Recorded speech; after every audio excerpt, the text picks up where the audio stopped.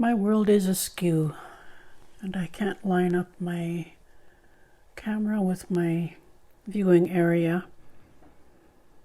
So let's see if I can do this. This is an awesome pattern. Simple, top down, 3 pieces. This is one, and then you got the arms. And it is worked flat. It is a pattern by Lil'wat. It's called Halloweenies. It's her latest pattern, and I absolutely love it. It offers lots of room for, it's quick and easy, and it allows me to practice shaping panels to build up some texture and experimenting with shaping.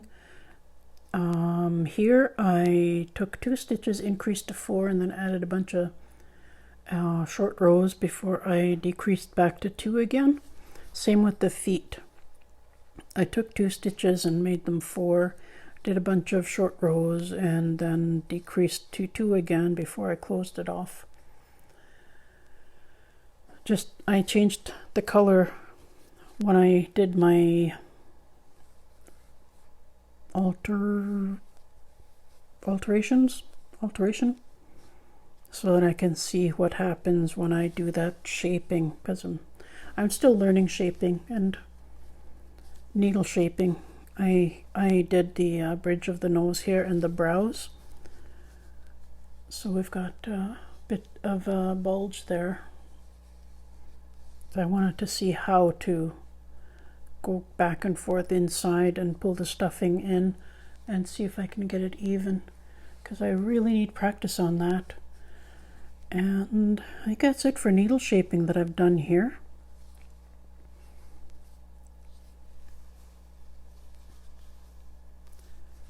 So this is the pattern, and then the embellishments, that's all your own choice. And I did I-cords.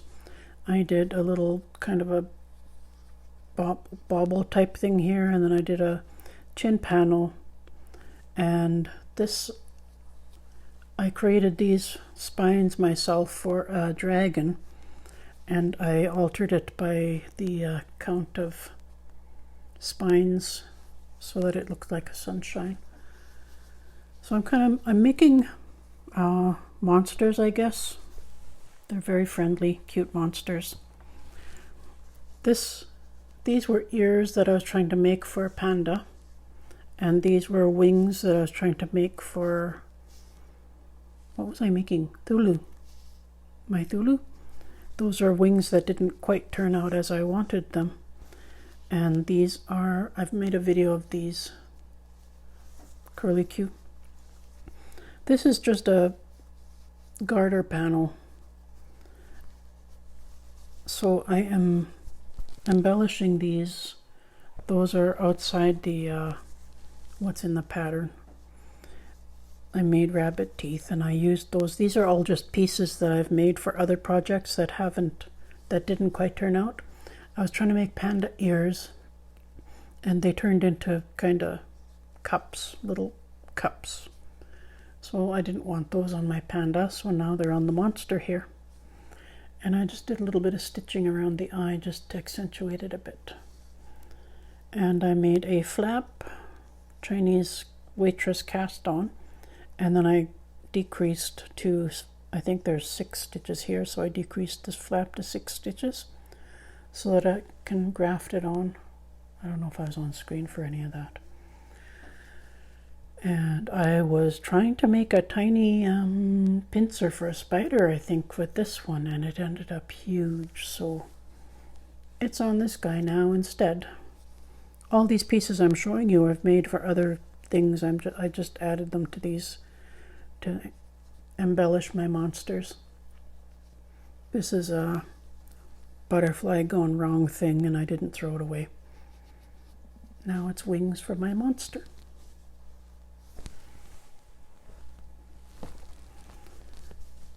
I wanted to see if I could get the eyes straight. I didn't quite. This is lined up nicely. This one has an extra space here, and this is up a bit high, and there's a little bit more space here compared. So I kind of schmooshed around with the brows to make it look more even, and I think I succeeded.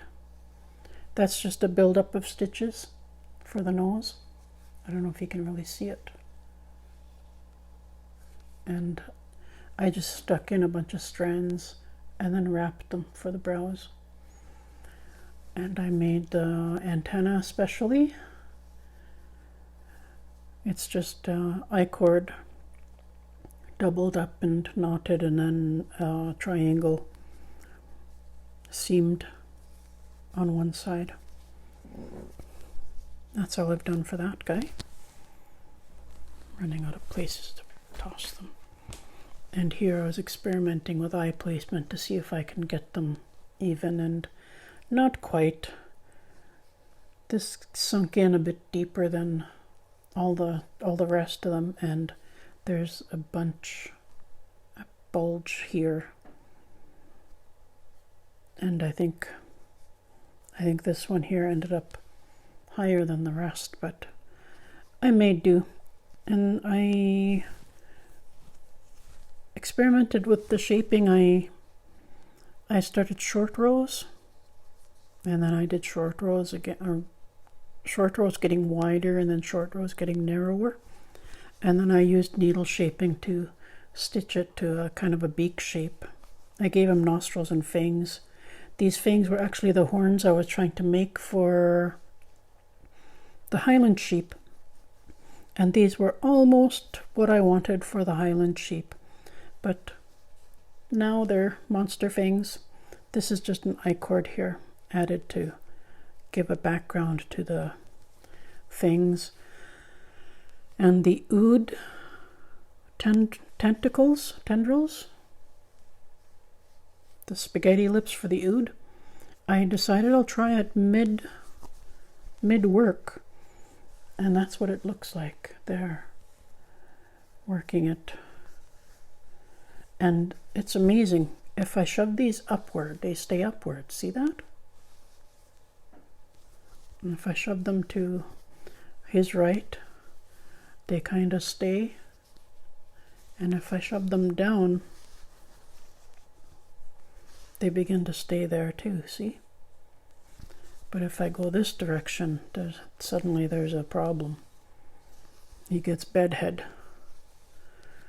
But it just amazes me. Fringe kind of, anytime I've made it, it kind of does its own thing, but this, I like it. So I think that's all I've done for him. Oh, I think I added short rows I put a wedge of short rows in there. You see, that's the butt from the pattern. And this I stuck short rows, so the butt is a bit different. And I'll show you the last one. Put this away. I tried crocheting bows, and I set them aside. There's a few left over, but I liked the orange one on this one because I've got an orange flower. I was experimenting with shaping flowers too with crochet. So that's a stack of the ones I attempted. And a leaf I made when I was designing the edge of my daughter's blanket. I made leaves. I was trying to get them so that they look the same on both sides. And this is one of my earlier prototypes. And I just gave her a little smile, and I haven't done too much more to her at all. So those are my lovely Halloweenies monsters. And again, the pattern gives you the head, the body, and the arms. The face, then the embellishments, you imagine them yourselves. In the pattern, she's got a button eye and embroidered X for the other eye, and stitches like Frankenstein stitches. I totally recommend this pattern. She's a perfect size, and she's perfectly shaped, and she's wonderful. And I've got 2 new pocket pals to show you guys. I did a lamb. She's supposed to be a lamb, but I think I need to decrease the width of her snout because she kind of looks like a cow. But that might be because I was looking at the Highland cow, right? The one I did in a previous video. And this is a Sasquatch. He's a Bigfoot, and who knows what he looks like, right? So I attempted to give him some facial, a nose. I gave him bangs, and he's got a tuft on this one and kind of a fringe on that one. And tummy panels, this one's pearl side out. I don't know if that makes much of a difference. And I attempted to do feet embroidery. I think toes is enough. I like it with just the toes. So that's my Sasquatch, and that's my lamb.